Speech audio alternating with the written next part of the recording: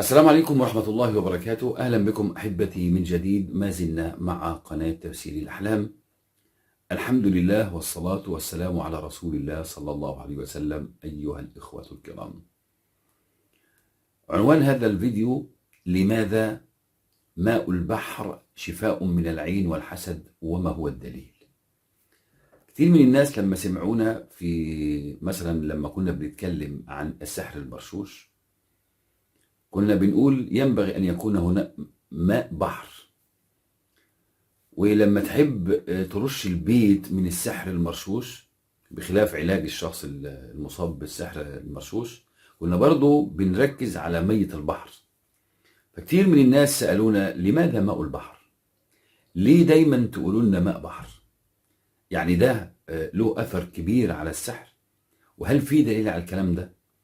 نحن نعلم أن أفضل طريقة لعلاج الشخص المعيون أن يأتي الإنسان بماء توضأ به.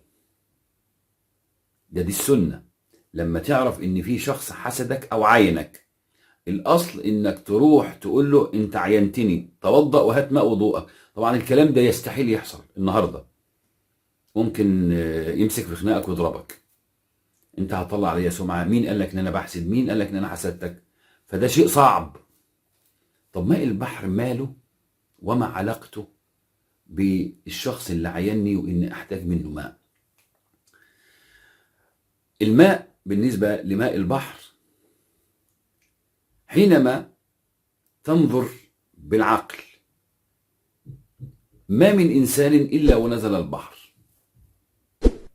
فحينما تأخذ ماء البحر وتغتسل به تكون بمثابة الماء الذي استخدمه هذا الشخص وأصابك بالعين.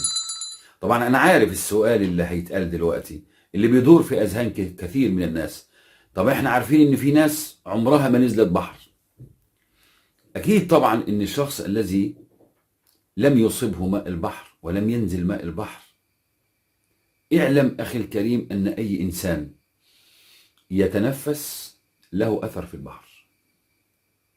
اعلم ان اي انسان يمشي على الارض ويتنفس هذا الهواء له اثر في البحر، ولكن هذا شيء نادر جدا. ولذلك سيدنا النبي صلى الله عليه وسلم لما تكلم عن البحر قال: هو الطهور ماؤه الحل ميتته. ولذلك لما كان يمر على شخص محسود أو معيون كان يقول له طهور، وكأنه يدله على ماء البحر، فضلا عن طهور من الذنوب. ده موضوع ده واضح، لكن المعنى الخفي إن من الممكن إنه بيطلب منه إنه يجيب ماء بحر ويغتسل به. فماء البحر مهم جدا في قضية العين والحسد.